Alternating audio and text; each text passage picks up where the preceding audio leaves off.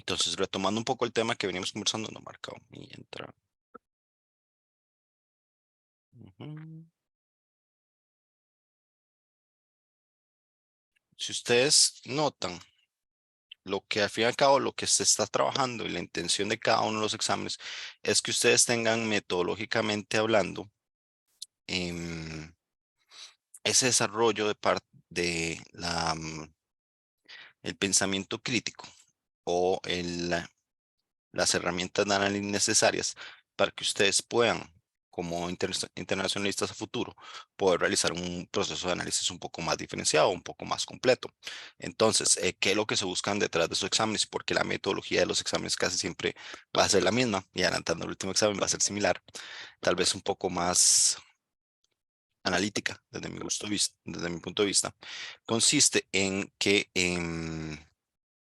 a ver, chicos, la base profesional que ustedes están teniendo es para que si en un momento tienen que dar un criterio, un análisis con respecto a un sistema político o a una realidad ajena, que como internacionalistas muy probablemente van a tener que lidiar con realidades ajenas a la de ustedes, tengan por lo menos en su consciente el maestro necio que llegó con un profe a cubrir de un pronto a otro y que iba tardísimo en todo, por lo menos dejo ciertos conceptos básicos para que ustedes puedan hacer un análisis más profundo y más adecuado a la realidad, en donde uno puedan reconocer las diferencias y que no tienen una visión completa de la realidad que puedan estar analizando, y a la misma vez tienen la capacidad de poder identificar una diferencia sustancial que usualmente no se hacen en el contexto histórico como parte fundamental de cualquier parte de análisis. Es decir, no podemos partir de un análisis desde cero.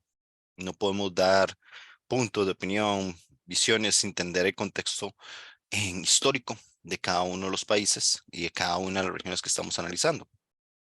E incluso no podemos, y la intención por la cual existen las tareas en este curso, es difícil poder dar algún diagnóstico, poder dar alguna opinión si ustedes no tienen entendimiento básico de cómo es el sistema político como tal. ¿Cuántos partidos tiene? ¿Por qué tiene ese tipo de partidos? ¿Por qué se dice que es una tendencia autoritarista? Que eso no se resuelve con un video de 10 minutos en YouTube, sino que conlleva años de estudio y de comprensión de las realidades. Ante esto es donde utilizamos ciertas categorías. Una de las categorías que a mí me llama mucho la atención, que he estado viendo los resultados en el examen, que no está tan mal, tiene que ver con el tema del populismo, que creo que la comprensión que ustedes tienen hoy en día del populismo es una muy diferente a lo que venían elaborando. No precisamente se refiere a un movimiento de izquierda, es algo más que simplemente llegar y prometer cosas inalcanzables, sino que el populismo como tal conlleva una visión de la necesidad de encontrar ese enemigo, encontrar esa contraparte, donde alguien es el bueno, que evidentemente no soy yo, por eso yo estoy aquí como candidato, como presidente, como figura política pública, y para ir en contra de los corruptos, de aquellos malos, de aquellos em, ladrones que son los mismos de siempre, que la prensa canalla, que empieza a realizar y empieza a tener en eco dentro de la sociedad. Ahora en la clase de hoy, que precisamente el tema de hoy se nos presta bastante porque ya dejamos las zonas alejadas hacia nosotros y nos acercamos algo más a nuestra realidad latinoamericana, con el caso de Argentina, pero algo esencial, y retomando un tema un poco de las preguntas del examen, era en entender esa función de que el populismo al fin y al cabo lo que busca es un antagonismo. O sea, el populismo funciona siempre y cuando hay un antagonismo. Si no existe una contraparte, no tiene mucha funcionalidad. Y eso es muy, muy común en cualquier régimen, ya sea de derecha o izquierda, o lo que se quiera denominar como liberales o más keynesianos, si lo queremos ver desde un punto de vista económico. Em, Todo esto desemboca en diferentes formas de cómo asumir eso. Por ejemplo, el proceso de China, el confucianismo, donde una parte esencial era dar a entender y explicar cómo la visión histórica que ha hecho el Partido Comunista y el desarrollo histórico de China tiene un principio taoísta por medio que es de confucianismo, perdón, que es esencial, que era la armonía. A diferencia de las democracias liberales o donde priva en las libertades, egalité, los principios que salieron directamente de la Revolución Francesa, y a diferencia de ciertas visiones comunistas, donde la comunidad, de sentido de de orden que existía alrededor de estos valores comunitarios y de esta estructura que se generaba a través del Estado y que se vigilaba y controlaba por medio del Estado, varía y cambia en cada uno de los procesos históricos, incluyendo el caso de China, que China se enfoca en esta cuestión que les mencionaba, que era la armonía. Entonces, abordar el tema de cómo la armonía y los retos que significaba la armonía como tal podían dar hincapié en un análisis bastante rico en entender en armonía para quién o para quiénes o cómo se establece esa armonía y qué significa la armonía como tal y cómo esto puede o no empatar con ciertos principios democráticos y en cuáles no. Y en las otras preguntas, por ejemplo, el caso de que vimos de este populismo en Asia, que era una visión interesante de ver cómo, primero, no es algo exclusivamente de América Latina, es algo que viene ocurriendo en diferentes regiones del mundo y va a seguir dándose probablemente. Estamos en épocas donde hay bastante populismo, pero que hay una visión de otro actor. Y es parte de los temas que vamos a ver el día de hoy, que tiene que ver con el impacto o el orden que puede generar ciertos gobiernos o visiones más autoritaristas, como la contraparte que ocurrió en Tailandia con el ejército, como es, por ejemplo, donde vimos el principio de poder compartido, el caso del Líbano, el caso de Irlanda del Norte, el caso de Bosnia y Herzegovina, donde al fin y al cabo no se habla de estados fallidos en esos países porque al fin y al cabo existen instituciones democráticas. Están desactualizadas, tal vez tienen grandes oportunidades de mejora. Adicionalmente, hay un desbalance significativo en quién controla o quién maneja un país, como por ejemplo el caso de Bosnia y Herzegovina, el caso de los tres presidentes, pero que al fin y al cabo existen o se dan esos resultados de estados dentro de la historia de la humanidad con un solo fin, que era dejen de matarse, por favor. Se vuelven como soluciones y entender la paz en su concepto más básico como la ausencia de un concepto bélico, de un conflicto bélico, perdón, que no precisamente la definición de paz como tal, pero es lo más cercano que se han alcanzado en ciertas zonas. Y ya finalmente para aterrizar en, para mí, una de las regiones más ricas y más llamativas para el análisis y la comprensión de cómo los estados fallan y cómo los regímenes fallan y cómo es todo un experimento dentro de América Latina. Desde el proceso en que se conformó y cómo se ha venido desarrollando desde el proceso de colonización e independizaciones que se dieron a través de todo el continente hasta la estructura actual con países marcados por muchos golpes de Estado, por mucha inestabilidad política, donde curiosamente una de las grandes excepciones somos nosotros en Costa Rica, donde es un país que ha sido relativamente estable en cuanto a democracia, en cuanto a estabilidad en gobierno, con un marco jurídico establecido, con ciertas ventajas que le dan que no existen en otros países de América Latina. Para entender un poco, ya entrando en la materia del día de hoy, no sé si hay alguna pregunta adicional con respecto al examen.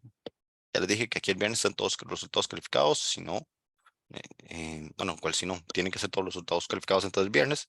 No sé si tienen una pregunta ahí, más o menos le di como los puntos de referencia de cada una de las preguntas. No sé si queda alguna duda con respecto a eso o algo que no les quedó claro, o prefieren ver de primero los resultados del examen y después compartimos y hablamos con respecto al tema. Profe, yo tengo una consulta sobre sobre el próximo examen. Ujú. ¿Ese se va a hacer en la última semana o también se va a extender? Para, todavía no tengo la propuesta completamente finalizada. Sí tengo mucho de las materias que dejó Manfred.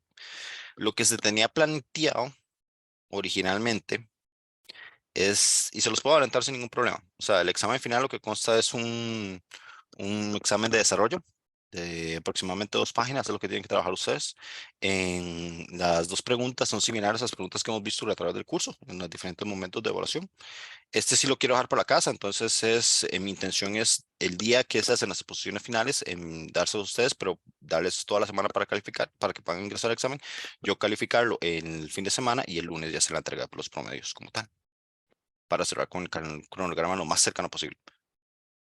No sé yo eso, si eso es que esclarece tu pregunta. Sí, profe, gracias. Ujú.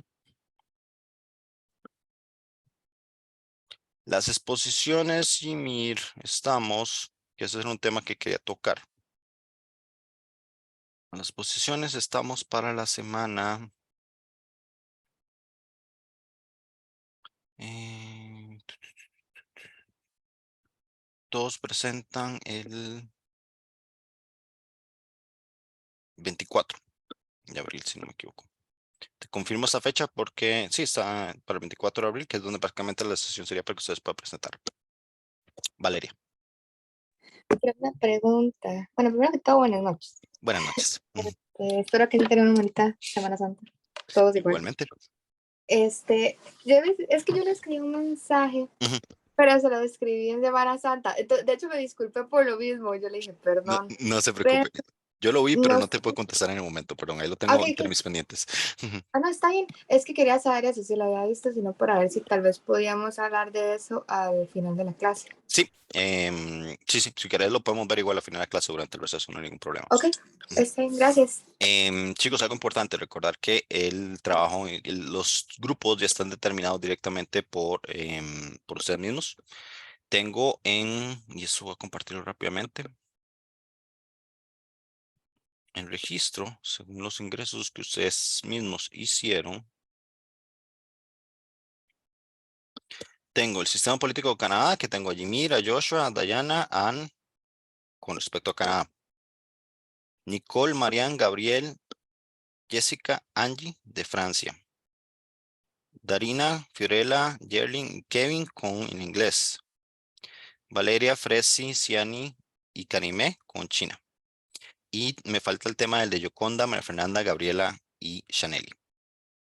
Entonces, para empezar, recordarles, Profe, importante, sí, adelante. le habíamos dicho Israel, no Israel, sé si cierto. recuerda. No, por eso lo estoy poniendo aquí. Por eso mismo pregunto.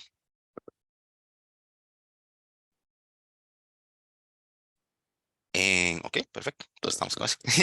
Chicos, nada más les recuerdo, esto es parte de su evaluación, puede ser algo importante para el curso y para su nota final. Entonces, por favor, les hago el llamado a que conversen con sus miembros de equipo. Si hay algún problema con comunicarse con alguno de ellos, me dejan saber. No debería haber ninguno. Todos ustedes tienen sus contactos. Si no hay alguien que está, todos están dentro del grupo también. Ahí se pueden buscar directamente en el grupo de WhatsApp. Entonces, les pido por favor que establezcan comunicaciones. En caso que haya una ausencia de manifestación o algo, nadie quiere llegar a esa posición. Entonces, por favor, sean proactivos. Y les quedan 2 semanas. Y nuevamente hago la oferta. Si ocupan hablar conmigo para ver el curso, ver la presentación, si ocupan ver algún tema, me pueden buscar y con mucho gusto les encontramos el espacio. Lo que no se vale es que lleguen el día mismo de la presentación y dices, yo no hablé con mi equipo. Lo siento, hay tiempo para prevenir, hay tiempo para poder trabajar en esos temas y ahí se busca que sean proactivos con respecto a esto. ¿Por qué así? Porque el día de mañana que ustedes vayan a trabajar, ningún jefe van a estar detrás de ustedes si ustedes ya hablaron o no con su equipo. Les va a llegar a preguntar qué hicieron con su equipo y cuáles son los resultados que puedan obtener. Entonces, como esto es parte de su formación profesional, se va a aplicar el mismo estilo. Preguntas, comentarios, sugerencias.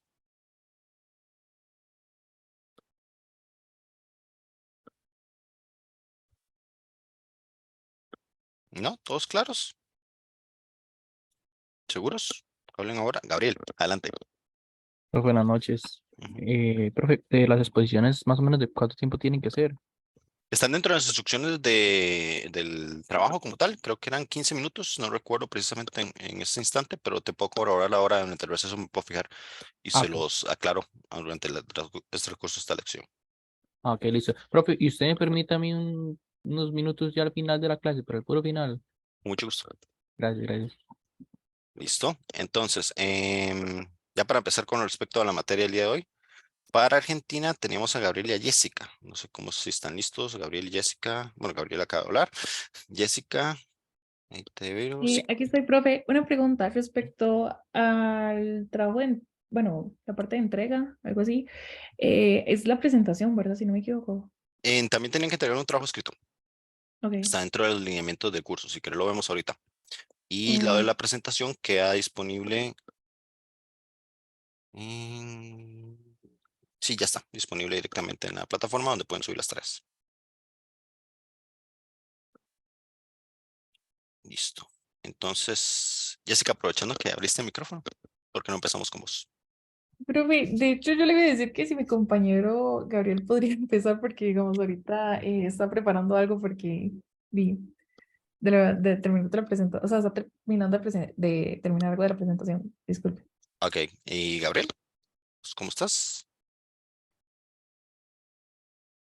Sí, claro, dame un segundo nada más. Ok, listo. Entonces comenzamos con Gabriel.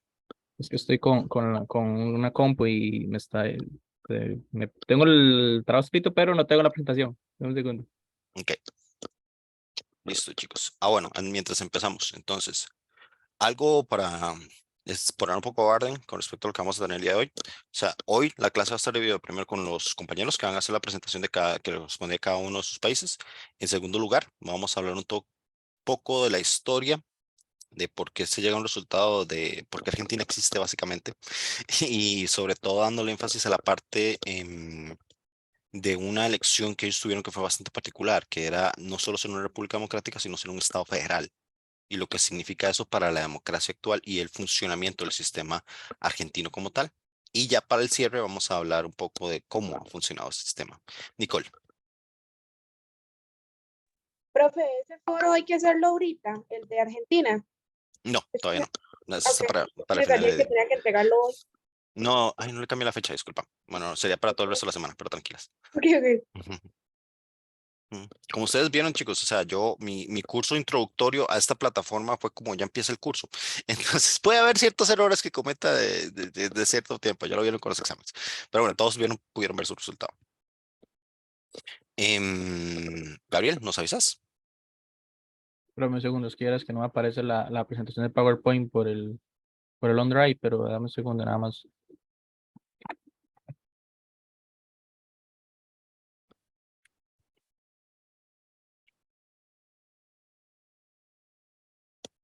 Listo. No sé si tal vez usted me permite tal vez darla sin la que es el PowerPoint. Es que dieras que sí no me está apareciendo, y tal vez para no atrasarlo tanto No, con si la querés, clase. entonces empiezo yo y en la segunda mitad de la clase ya empiezan los dos. Ok, está bien, gracias, profe. Listo, Ok, gracias, profe. listo. Entonces, chicos, aparte de ser campeón del mundo, ¿qué conocen de Argentina? Preferiblemente no todas las respuestas alrededor de fútbol. Está en crisis económica. Pero eso se lo puedes decir a Argentina hoy y siempre. ¿Qué más saben? Toda la vida he ido con profe, Sí, toda la vida había una crisis económica en Argentina. Perdón, ¿quién habló? Creo que fue Nicole. No, perdón. Yo, bueno, tengo entendido que está muy marcado la Argentina, la parte este-oeste, si no me equivoco. La parte, digamos, hay como una segmentación entre los que son como un poco, em, por decirlo así, como con más dinero y los más pobres, ¿verdad? Hay una parte, creo que también, creo que es la parte oeste de Argentina, que son como un poco más, ¿cómo se dice esta palabra? Son como un poco más hartados, como decimos popularmente, ¿verdad? Entre ellos se llevan como un tipo de riña dentro del mismo territorio. Son más creídos, diría yo. Esa era la Tal palabra. vez creo que esa es la palabra que estabas buscando. Sí, exacto. Casi siempre esa reputación se le acuña a los porteños, conocidos como, que en realidad tal vez es un término que a nosotros no nos hace tanta bulla, pero los porteños son las personas oriundas de la gran ciudad de Buenos Aires, que vamos a ver es diferente que la provincia de Buenos Aires, o el Gran Buenos Aires como tal. Si hay una disputa, o sea, vamos a ver, Argentina es uno de los 10 países más grandes del mundo. Evidentemente van a haber localismos y va a haber cierto regionalismo que va a tener cierto impacto, pero sí es correcto. O sea, hay cierta disputa y es parte de lo que vamos a ver aquí. Y vamos a ver, esto puede irse hasta la época del peronismo para poder entenderlo y la figura de Juan Domingo Perón, al igual que Eva Perón. En Angie. Profe, también que, bueno, es un país que siento yo que a nivel cultural está muy influenciado por Italia y que también, bueno, es un país muy caro. Yo creo que por lo mismo que decía la compañera. Bueno, sorprendentemente, no sé si han tenido la oportunidad de ir alguna vez, pero Argentina no es tan caro. Lo más caro de Argentina es llegar a Argentina. Ya ahí cuando llegas con dólar, cuando empezás con el cambio de dólar o dólar blue, que es el sistema extraoficial del cambio del dólar que existe en Argentina, no se vuelve tan caro, es mucho más caro Uruguay o Chile. Chile es bastante caro. Pero depende de las zonas, puede ser bastante asequible. Y hay una cosa curiosa que tiene Argentina. Después de la Segunda Guerra Mundial, hubieron dos polos en América que se caracterizaron por buscar traer la migración de europeos. En su mayoría países que habían perdido o habían sufrido grandes consecuencias durante la Segunda Guerra Mundial, específicamente Italia, Francia, España, en Irlanda y el Reino Unido, que fueron los dos grandes receptores y los dos grandes sueños, era el sueño americano y el sueño argentino, que es de alemanes también muchos, incluso algunos muchos me manifiestan que son en oro nazi, lo que se encuentra en Argentina. Pero esa táctica o esa estrategia de repoblación que tuvo Argentina durante los años posteriores a la Segunda Guerra Mundial significaron no un posicionamiento tal vez de la influencia cultural, pero sí se marca mucho, por ejemplo, en la construcción arquitectónica. Buenos Aires es una ciudad, si alguna vez tienen la oportunidad de conocerlo, compárenla más con Madrid que con Roma. El tipo de arquitectura que tiene, el tipo de estructura y la conformación de cómo se ha establecido la ciudad de Buenos Aires responde más a Madrid que a cualquier otra ciudad dentro de Europa. Son relativamente similares. Sin embargo, el grueso de la población, que fue lo que fundó lugares en Argentina como el barrio La Boca, que es donde es el equipo de Boca Juniors, que es un barrio bastante folclórico, donde nace el tango, que es aquel barrio famoso que las casas están pintadas de diferentes colores, que en realidad son partes de barcos que vinieron a dejar los migrantes y con eso construyen, sí tenía una alta población italiana. Sí tenía cierta cantidad, pero también aquí entramos en un conflicto histórico que lo vamos a ver y con eso empezamos de cómo era compuesto, de dónde nace esta visión. Angie, tenés la mano levantada, no sé si es de la pregunta anterior o tenés otra pregunta.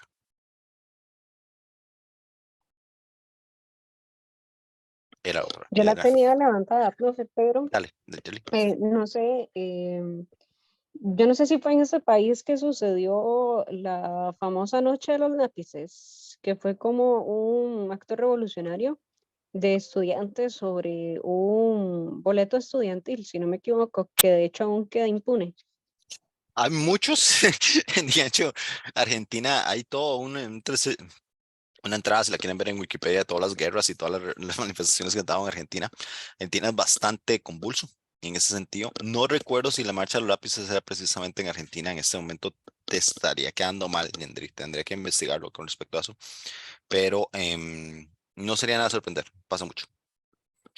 Listo, entonces, eso que ustedes ven ahorita en pantalla, eso eran las colonias españolas que existían directamente en eso. Como podemos ver, había una gran área cubierta, que si esto fuera un país hoy en día, no solo sería el más grande del mundo, sino sería el más largo del mundo. Más grande que Rusia, más largo que Rusia, por así decirlo, de punto a punto. Como ustedes podrán saber, la parte de Argentina, o lo que corresponde a la provincia del Río de la Plata, al igual que lo hacía Nueva España y Nueva Granada, también tenían sus propios gobiernos. Es decir, era imposible para la corona española en el 1500 tener capacidad de influir directamente desde Madrid hacia las diferentes colonias, más en un territorio tan extenso y tan amplio, con tanta diversidad. Estamos hablando de un dominio territorial que empezaba prácticamente en el estado de Oregon, en Estados Unidos, donde parte del estado de Oregon todavía era parte de lo que posteriormente fue México, pero en ese momento era el Virreinato de Nueva España, hasta prácticamente la Tierra del Fuego, donde esta parte que vemos acá, que por lo cual nunca fue conquistada, era por la población Mampuc que vivía en la región, que es un pueblo autóctono bastante agresivo, bastante valiente, que oponía una dura y fuerte oposición. En un punto incluso dentro de los mismos Mampuc se dice que ni siquiera los incas ni los españoles lo pudieron conquistar. Pero imagínense logísticamente lo que significa mantener un control desde una sola fuente y desde un solo autoridad que además está en otro continente al cual no podía llamar por Teams para poder tener una reunión o por Zoom, de todo ese territorio. Se complicaba muchísimo, dentro del cual se dio un proceso de segmentación. De ahí empiezan los 3 virreinatos que existían, que eran Nueva España, Nueva Granada y el Río de la Plata. Particularmente en el Río de la Plata, empieza un proceso de independización en donde se da una receta similar a la que ocurre en los demás países de América Latina o los diferentes movimientos independentistas que se dieron en América Latina, encabezado en este caso por San Martín, que lo que planteaba era que aquellos grupos o aquellas élites políticas económicas que no tenían prioridad o no tenían en los beneficios o ciertos beneficios que sí tenían los españoles, ya sea por haber sido hijos de españoles nacidos en América o ser algún tipo de mestizaje que prácticamente aplicaba o dañaba la pureza de la raza, les impedía tener la condición absoluta de ciudadanos, por lo cual es una de las tantas razones por las cuales empieza este movimiento independentista. En la región del Río de la Plata no fue una excepción. Y donde empieza el movimiento directamente con San Martín en lo que es hoy en día conocido como la Ciudad de Buenos Aires, cómo se empieza a impulsar ciertas ideas independistas a tal punto que la independencia argentina influye tanto en la independencia de Chile, Bolivia, Perú, hasta compartieron a cierto punto, y hay cierta disputa, por ejemplo, en quién influyó más en la independencia de Perú, si fue la influencia que tuvo Bolívar desde su Gran Colombia, o si fue la influencia que tuvo Martín directamente desde La Plata, donde hay ciertos pasajes históricos donde se dice que incluso que Perú tuvo mayor influencia directamente de La Plata que del Gran Colombia para poder llegar a ser independiente, al igual que ocurrieron en diferentes regiones, incluso en los movimientos de Martín y ciertos pensamientos fueron parte de los que impulsaron y apoyaron la Revolución Mexicana que dio al final, bueno, la lucha de independencia de México, que no, al final y al cabo nos llegó a nosotros la independencia, fomentando un estado bastante amplio. Pero ¿qué es lo que estaba pasando en esta región tan particular?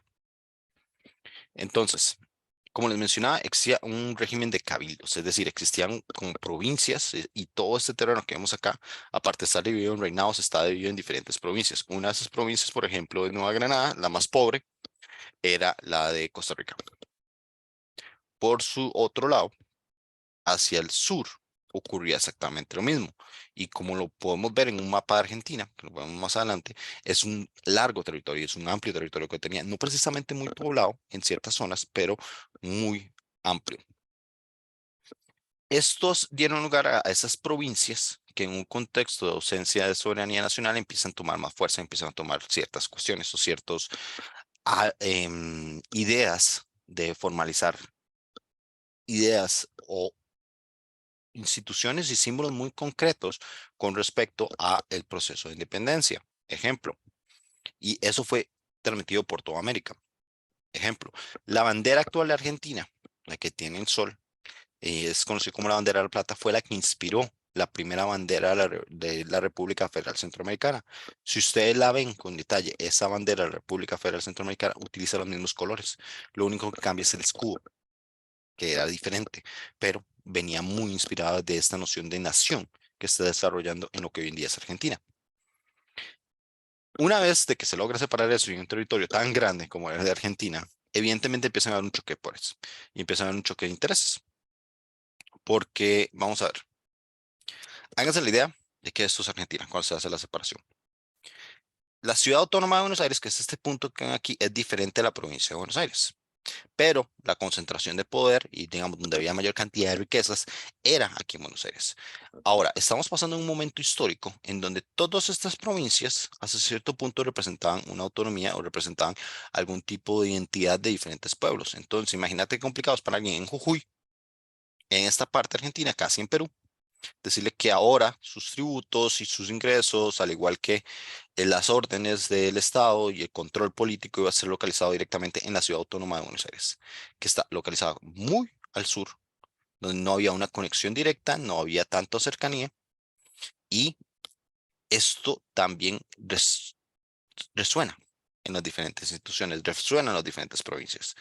Es la misma disyuntiva que tuvimos tal vez nosotros en algún momento de formar parte de la capitanía, bueno, de la República Federal Centroamericana y ceder la autonomía y ceder el poder directamente, en este caso hubiera sido directamente a Ciudad de Guatemala, donde no son también, pero hubo un esfuerzo significativo para poder unir todo esto. Ese esfuerzo se llamó federalismo. ¿Por qué el federalismo y qué es lo que hace que Argentina o los países del sur de América empiecen a tomar una figura más federal? Cabe destacar, aparte de Argentina, Brasil y Venezuela son estados federales hasta la fecha. Es decir, están compuestos no solo por provincias, sino por estados como tal, similar a cómo funciona Estados Unidos. El federalismo fue una forma de estado que se eligió para resolver grandes problemas de conflicto interprovinciales. Es decir, eso mismo que yo les decía, que es unir todo este mapa y poder tener un consenso de que todo este mapa iba a llamarse Argentina, y que todo esto iba a formar parte de un solo país, nace en la necesidad de buscar unión en la fuerza. Sabían que por sí solos iban a ser países muy pequeños, pero había que encontrar alguna forma en donde hubieran las suficientes reglas claras, con la autonomía clara, para que cada pueblo o cada provincia pudiera mantener su propio, digamos, pudiera mantener la evolución de su propio autogestión o autonomía que tenía en ciertas áreas, pero respondiendo siempre a un mercado central, a un gobierno central, respondiendo a ciertas pautas nacionales y dependiendo sobre todo, y a la intención detrás de estos que hubieran objetivos en conjunto y desarrollo en conjunto entre las provincias para generar un país mucho más fuerte. La idea de trabajar con federalismo responde, en primer lugar, a la influencia que tenía Estados Unidos en la época de los procesos de independencia. Cabe destacar que Estados Unidos también era una república federal, tema del primer examen, que espero que todos lo tengan claro, pero además era un estado federal que, al igual que sucedió en Argentina, o se sucedió con Brasil, solo que Brasil tiene una historia muy diferente, era la forma de encontrar las reglas adecuadas o digamos, a ver, establecer los términos adecuados para que no hubiera un conflicto lo suficientemente grande que generara una separación. Evitar que hubieran guerras civiles, evitar que hubiera tanta descoordinación en cuanto a los objetivos que se están intentando alcanzar, sobre todo dado a la gran diversidad de políticas sociales, políticas económicas, políticas internas que llevaban cada uno de los propios territorios y en diferentes momentos de desarrollo. No era lo mismo que se establecía en una región como la de Buenos Aires, que tenía mucha plata, versus un Jujuy, por ejemplo, que estaba bastante alejado y que no contaba con los recursos que tenía. O un Córdoba y Mendoza, que eran provincias relativamente ricas, con producción de vino, versus una cuestión de las provincias más del sur, que en su momento no generaban tantos recursos y no generaban tanta, tanto ingreso para lo que podría hacer. A partir de eso es que establece que la visión federal, donde se mantenía cierta autonomía, pero siempre bajo el control de un gobierno central, fue lo que permitió que se generara esa unión y que se pudiera trabajar como tal. Este ejercicio se realizó también en Venezuela, se realizó también en Brasil, con relativos éxitos y con puntos diferentes y ciertos conflictos diferentes que han enfrentado cada uno de sus países con sus respectivas realidades. ¿Esto por qué se da? Lo que les mencionaba el caso Jujuy. Entonces, nuevamente volvemos al mapa. Pelea Jujuy que respondiera de Buenos Aires, y eso era un poco la pregunta que están ahora haciendo al inicio, sobre la visión. Los porteños, o aquellos que son de la ciudad autónoma de Buenos Aires, casi siempre, si tienen disputas con respecto al interior, que es lo que se refiere a todas las provincias que están afuera de la provincia de Buenos Aires, en el sentido de cómo llevar el control político del país, cómo controlar ciertas cosas, cómo, por ejemplo, se gestionan los gastos públicos, cómo se distribuyen los ingresos públicos, cómo se dan los impuestos y esa distribución apropiada de acuerdo con los proyectos o con las legitimaciones y las leyes que tenga cada país. Argentina adoptó este federalismo como una fórmula para superar el antagonismo y las luchas civiles entre los bandos. Nuevamente, no es el mejor sistema, es el sistema que funcionó para evitar que hubieran más conflictos. ¿Dudas hasta acá?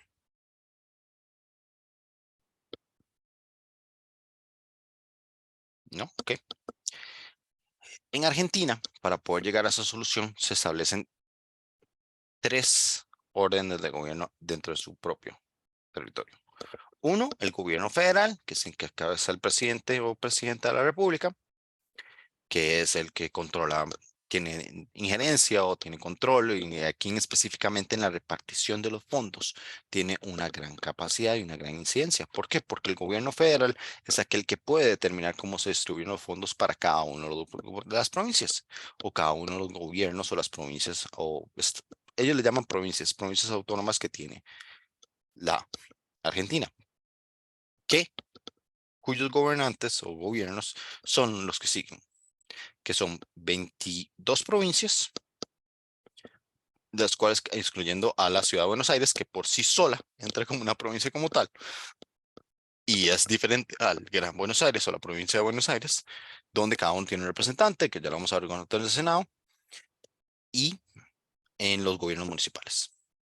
Si lo hubiéramos al respecto nacional, aquí estaríamos hablando de gobierno central, lo que se llamó en algún momento los gobernadores de las ciudades, San José, o las provincias, San José, Heredia, Alajuela, Punta Arenas, etcétera, y finalmente los alcaldes de las municipalidades. Existen 23 provincias y una ciudad autónoma, las cuales cuentan con su propia constitución, un ejecutivo liderado por un gobernador popularmente electo, un poder legislativo unicameral o bicameral. ¿A qué le suena esto?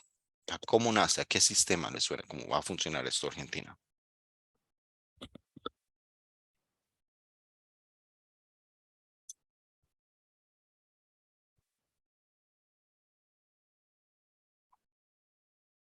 Nadie.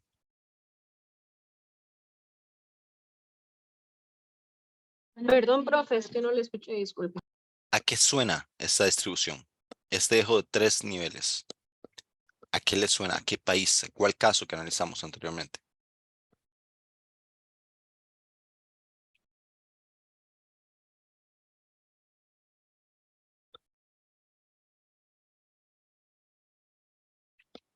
Pues en su similitud más grande, o digamos su modelo de inspiración, es el modelo de Estados Unidos. Aquí es donde vemos como Estados Unidos no solo exporta a nivel de la visión de un presidencialismo, sino a la visión de un sistema federal, donde también son bastantes innovadores, en donde buscan nuevamente ver esta división de poderes, este establecimiento de pirámides o poder segmentado, en donde dependiendo de qué tanto cubrís o qué tanta exposición tenés cierta autonomía o ciertas libertades para poder ejecutar eso, es típico de las confederaciones. No es una regla determinante, pero es típico. El sistema federal constitucional argentino se basa en las relaciones estructurales, en las relaciones formales en las estructuras federales de Argentina. Es decir, la relación que existe entre el gobierno central y el gobierno federal o los diferentes gobiernos federales es un poco diferente a cómo funciona en Estados Unidos.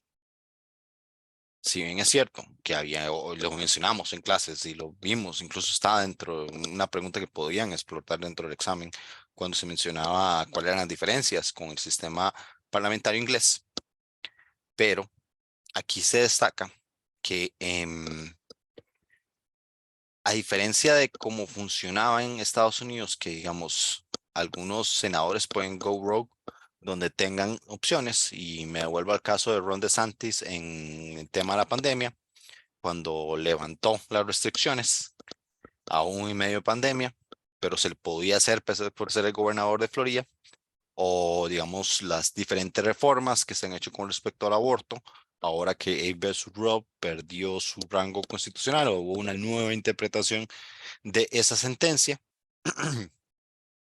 hace que esto se vuelva una relación tal vez un poco controlada y limitada hasta ciertos puntos. Esto fue parte de un proceso que se dio a través de la historia en Estados Unidos.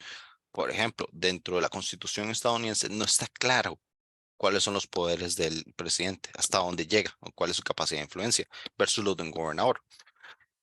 Esto se ha venido definiendo a través del tiempo. Lo mismo ha ocurrido en Argentina, solo que la historia es muy diferente en este caso. Entonces, ¿qué queremos decir cuando decimos que hay una subordinación entre el local versus lo federal? Como al final del día, quien da los fondos, quien asigna las partidas y quien le da los recursos a los gobiernos locales o los gobiernos provinciales para que puedan ejecutar sus planes, es el gobierno federal, y dependen 100% económicamente de ese gobierno federal. En ciertos casos a través de la historia se ha visto, e incluso todavía se da, en que se han tenido que alinear o ajustar a lo que plantee el gobierno federal. Lo cual en buena teoría te dice que esto debería ser un proceso de alineamiento estructurado en donde se están cumpliendo objetivos nacionales que se desagregan en objetivos locales en diferentes de cada una de las provincias, por ejemplo en el tema de infraestructura, pero en la realidad se ha vuelto o es un tiro y encoge dependiendo de quién está en el poder, en donde es una forma de controlar y forzar que se lleven a cabo mi plan, mi visión y mi forma de llevar a cabo las cosas.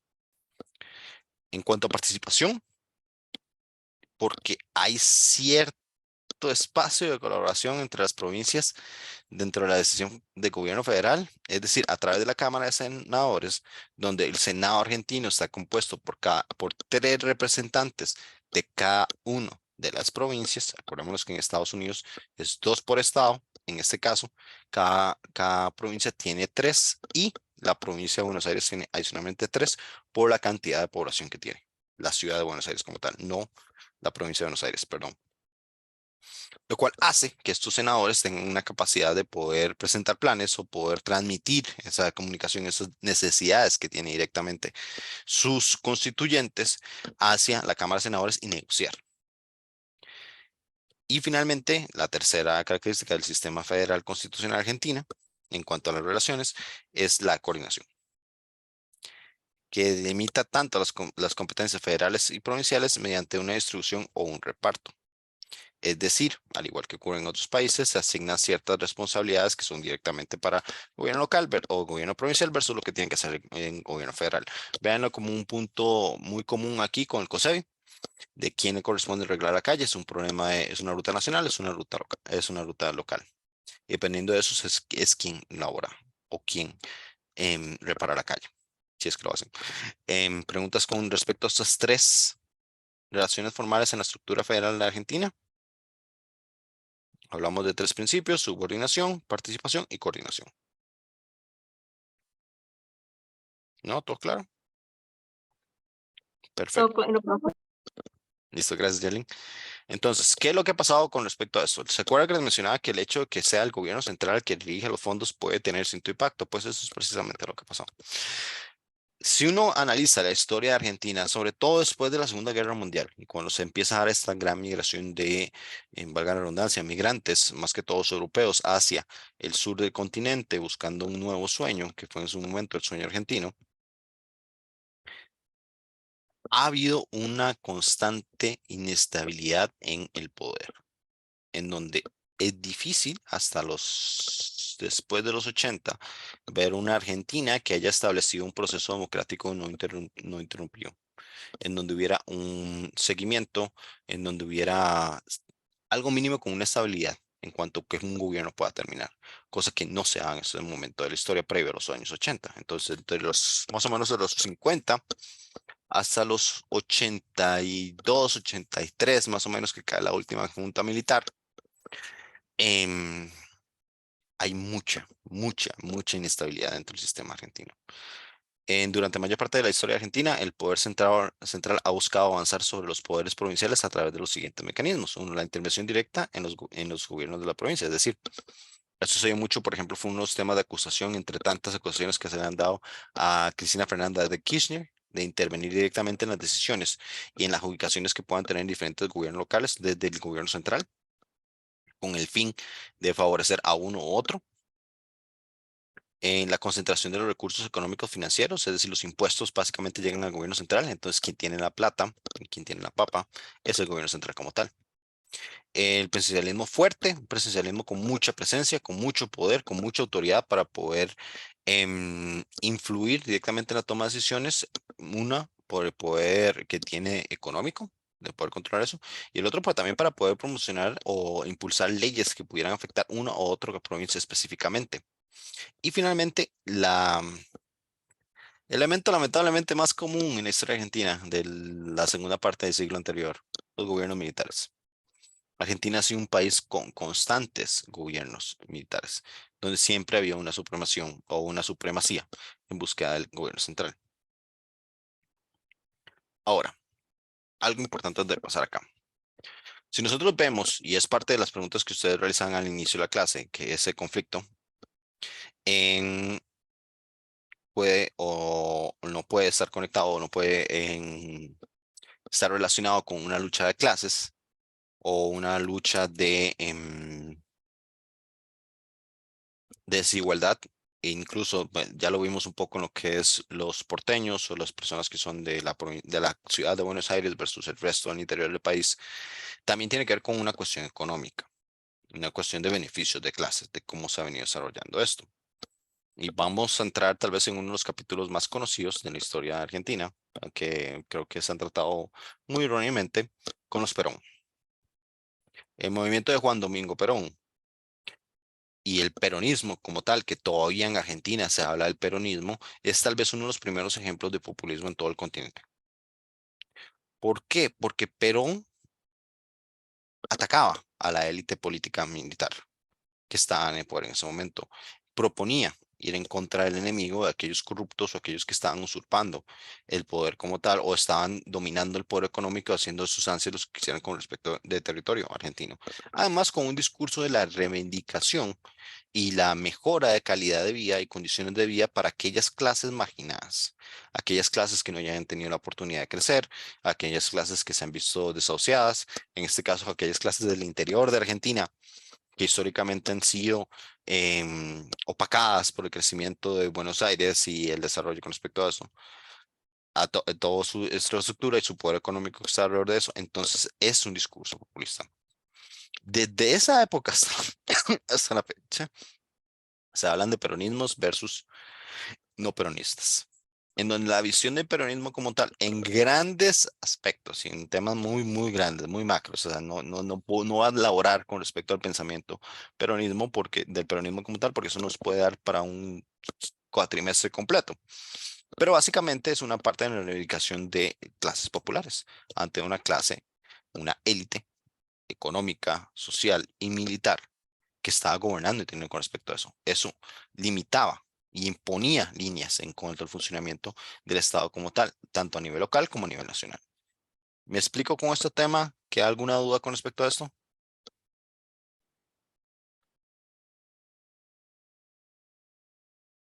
¿No? No, profe. Ok. Entonces,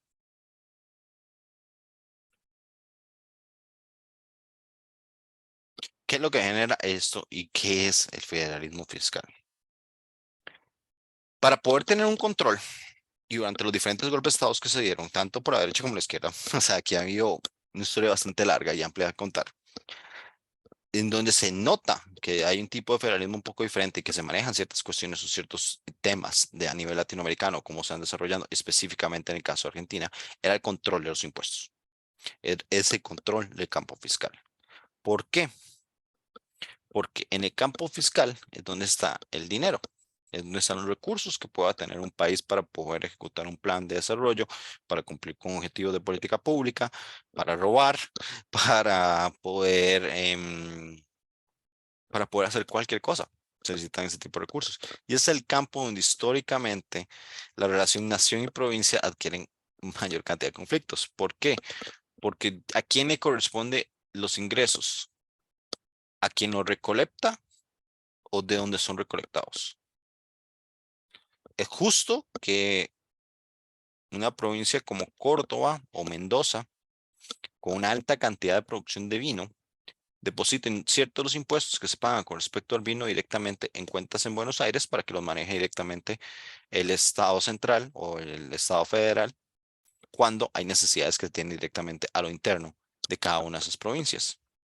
Este debate, este tiro de encoge, no lo vamos a resolver acá.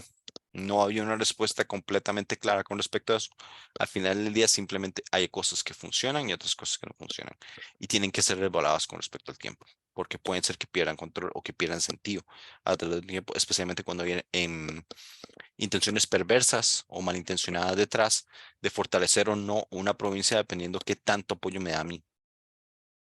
El régimen de copartición federal de impuestos dispone que la parte de los impuestos indirectos nacionales se distribuyen entre las provincias, es decir, se distribuyen entre lo que se recibe, se distribuye entre todas ellas. Pero como ustedes pueden notar, y parte de lo que viene en esta definición, que es un tema de discusión, que fue un tema álgido y difícil de tratar, que todavía, por ejemplo, para aquellos que buscan y son seguidores del movimiento independentista de California, eso es un argumento a favor, es el hecho de que no hay una retribución equitativa de acuerdo con ingresos de impuestos versus gastos, es decir, que invierta más y que recolecta más impuestos, ni tampoco hay una visión de cómo se va a hacer esa distribución.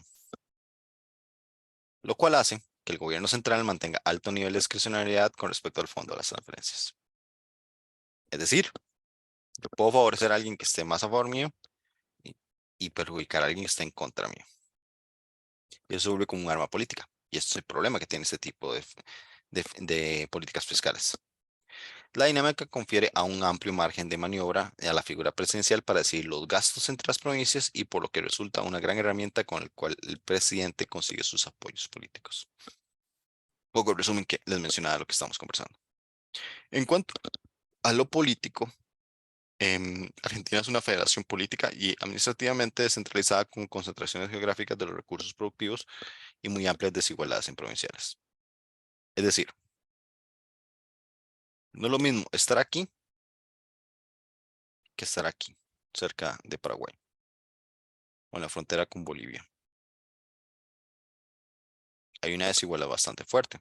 O vivir en Santa Cruz o en Tierra del Fuego.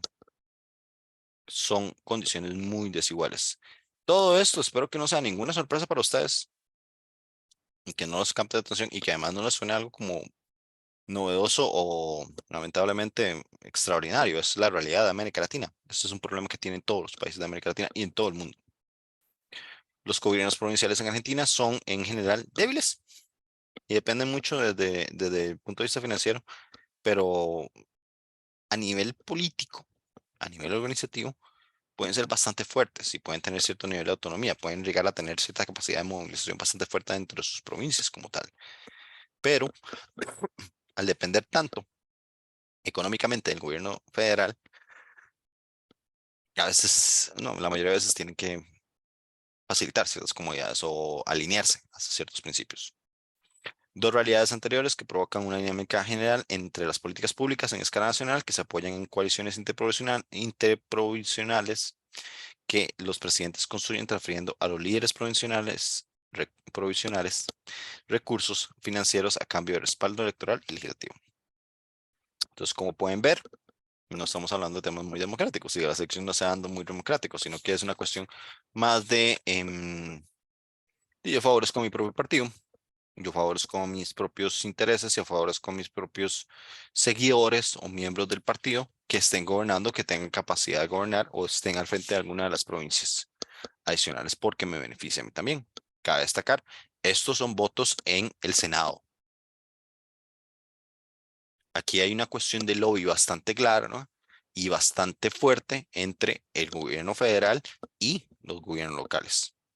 Que eso incluso pasa en un espacio político ya establecido, institucionalizado, que es el Senado, al igual que pasa también en el Congreso, pero con mayor incidencia, con menor incidencia. Casi siempre las decisiones más fuertes y por el carácter de representatividad que tiene el Senado, con 3 representantes fijos de cada una de las provincias y la ciudad autónoma de Buenos Aires, hace que esto, al fin y al cabo, no es algo precisamente malo. Es malo en el sentido, digamos, es incorrecto o es inmoral o es corrupto en el sentido de que si lo hago únicamente con respecto a mis principios, a mis ideas, a quien siga y que cumple con las necesidades que yo quiera y que yo quiera implementar.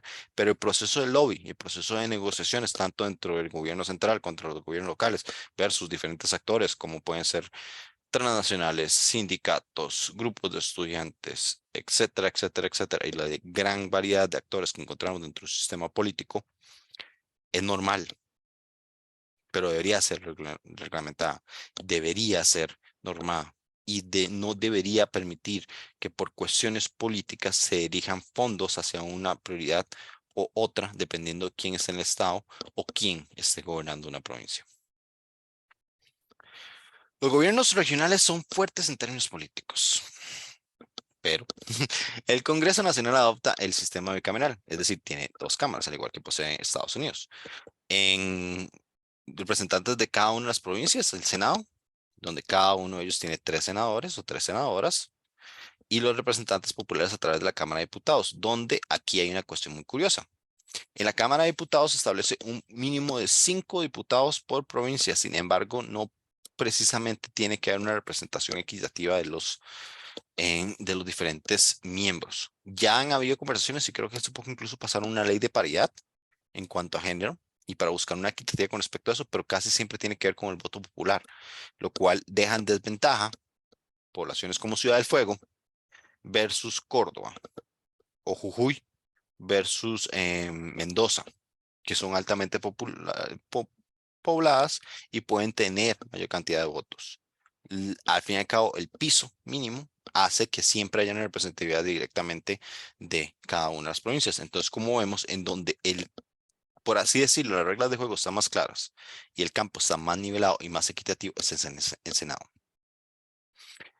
La sobrerepresentación de los distritos pocos poblados y bicameralismo simétrico contribuyen al carácter descentralizado del federalismo argentino. Cualquier mayoría legislativa que se forme en el Congreso necesita apoyo de los representantes de los distritos menores. Esto es lo que buscan, y cuando se creó esta idea dentro del sistema naciente argentino, era algo básico en toda democracia, que es los contrapesos. Pesos y contrapesos para poder tener una visión más equitativa, más que fomente la negociación, que fomente el diálogo, que busque generar mejores soluciones, pero que en la realidad no siempre se cumple. Y al fin y al cabo, los más pequeños siguen cediendo ante las necesidades de los más grandes, tal vez por concesiones muy escasas. Pero la naturaleza de la norma, o el espíritu de la ley, como dirían los abogados, está en que al haber la necesidad de generar una mayoría legislativa que forme el Congreso, va a necesitar el apoyo de las diferentes fracciones y representaciones locales. Lo que pasa es que esta diversidad partidaria, primero que nada, no hay garantía de que haya una representación de distritos menores adecuada, o digamos que sea necesario generar coalición o simplemente los puedo dejar afuera. Y segundo, al no ser tan equitativo directamente dentro del Congreso y no hay campos fijos como tenemos nosotros, que hay cierta cantidad de diputados por San Juela, cierta cantidad de diputados por San José, etcétera, etcétera, etcétera, hace que varias regiones sean subrepresentadas y que no tengan el impacto fuerte con respecto a su población y que no puedan alcanzar ciertos objetivos porque tienen que ser ante los intereses de aquellas regiones o aquellas provincias que sí tienen una buena representación. La agregación de intereses en la escala provincial resulta decisiva en la conformación de mayorías para respaldar las decisiones a escala nacional.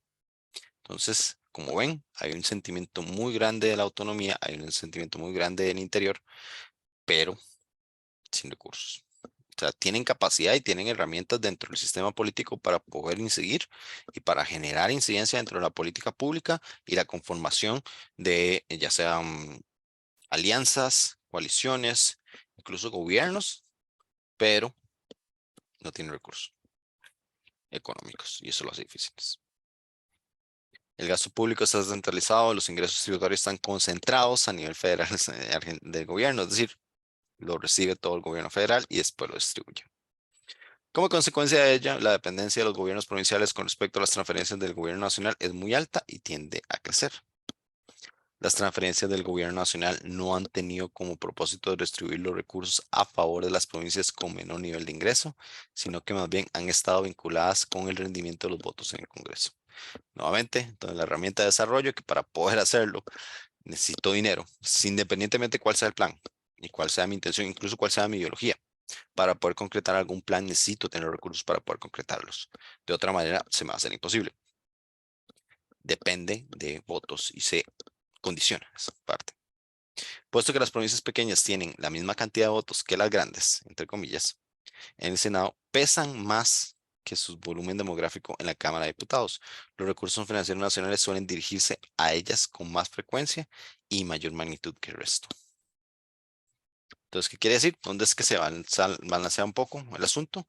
Tiene que ver con el Senado. Nuevamente, el tener un sistema bicameral y este proceso asimétrico que tienen dentro de Argentina permite tener los espacios de negociación, permite tener la posición de poder, pero es más significativo dentro del Senado que dentro de la Cámara de Diputados y está cuestionado y está muchas veces condicionado hacia términos financieros. Bueno, aquí vamos a terminar con esta primera parte porque aquí vamos a entrar a algo diferente, pero antes de dejarlos ir para ya llevamos una hora. Algo importante que hay que tener en mente con Argentina. Desde 1950 aproximadamente hasta 1986, todo ese proceso, todas estas normas, todas esas estructuras dentro de Argentina que fueron consolidándose a través del tiempo han sido siempre muy desutilizadas y, por decirlo de alguna manera, la naturaleza o ese espíritu con lo cual fueron creados no coincide con lo que se estaba desarrollando, con lo que estaba planteando directamente en la realidad. ¿Por qué? Porque la lucha que hubo contra los peronistas, donde o eras peronista o eras el malo de la película, o eras el bueno de la película, o eras de esos revoltosos peronistas, o eras de la élite, o eras así. Esa cuestión se dio por establecimiento de una falta de los gobiernos de poder completar proyectos ante tanta división social que existía y un actor que empieza a tomar una figura y empieza a tomar un rol diferente, que es el ejército y las fuerzas militares, donde empiezan a tomar un rol de figura de orden. Con esto vamos a entrar al próximo tema, ya casi los suelto para que puedan tomarse un break, estirarse un poquito, pero algo que quiero dejarles en la mente y que quede muy claro, ojalá que se los cuestionen bastante. ¿Por qué si en Egipto se hizo tanto esfuerzo para quitar a Mubarak, a los 4 meses había una junta militar gobernando nuevamente? ¿Por qué en Argentina se cae tanto las juntas militares? Hasta la de 1976, que fue extremadamente violenta. Es cuando se da el capítulo más fuerte de las madres del 25 de mayo. Es cuando se dan mayor cantidad de desaparecidos o desaparecidas dentro de las calles de Argentina. Eso se da porque en algún momento, y eso es algo que vamos a ver en el próximo tema de cultura política y cómo entender y comprender eso, hubo un fracaso de la democracia en el sentido que no dio los resultados esperados y donde la gente de orden, la gente que podía establecer cierto orden, podía mantener el Estado funcionando o aparentemente funcionando, o evitando conflictos más amplios o más muertes, era el ejército. Eso cambia en 1976 con el último golpe de Estado que da y con la última junta militar que se establece en el gobierno de Argentina por varios fenómenos. Eso lo vamos a ver más adelante, pero principalmente tenemos que conversar el tema de, uno, la guerra de las Malvinas, la situación que se dio con respecto a la guerra de las Malvinas, donde sobre todo los medios y la dictadura les ponía una victoria casi innegable y abrumadora de Argentina sobre el Reino Unido, cuando en la realidad fue una guerra que se perdió y se perdió muy rápidamente y no fue nada equitativa. O sea, el Reino Unido siempre estuvo muy por encima en cuanto a su capacidad y su poder militar frente a Argentina. Y el segundo punto tiene que ver cómo hay un proceso, por así decirlo, de occidentalización o un resurgimiento hacia la democracia y hacia sobre todo la separación de la democracia con el ejército como tal, a raíz de una respuesta muy violenta que se dio en 1976, a raíz de ese último golpe militar que se dio. Para los fanáticos del fútbol, estoy seguro que conocerán el nombre de Johan Cruyff. Johan Cruyff no juega el Mundial de 1978 en Argentina, en el cual Argentina es campeón, dado a esa junta militar. La cantidad de muertos, la cantidad de cosas que se dieron, o sea, fue una época bastante oscura. Igual sucedió antes. O sea, imagínense 4 décadas completas donde ningún gobierno gobernaba, no podía terminar su plazo de gobierno, inmediatamente intervenía el ejército como agente de caos o agente de orden, resolvía muchas cosas y podía trabajar muchas inestabilidades, pero atropellando las garantías democráticas, atropellando las libertades. Y la pregunta con los cuales prácticamente los dejo antes de ir al receso es: ¿por qué creen que sea eso? ¿Por qué confiar y ceder mi libertad o mis garantías ante una institución como el ejército? Porque no es el primer país que le pasa eso.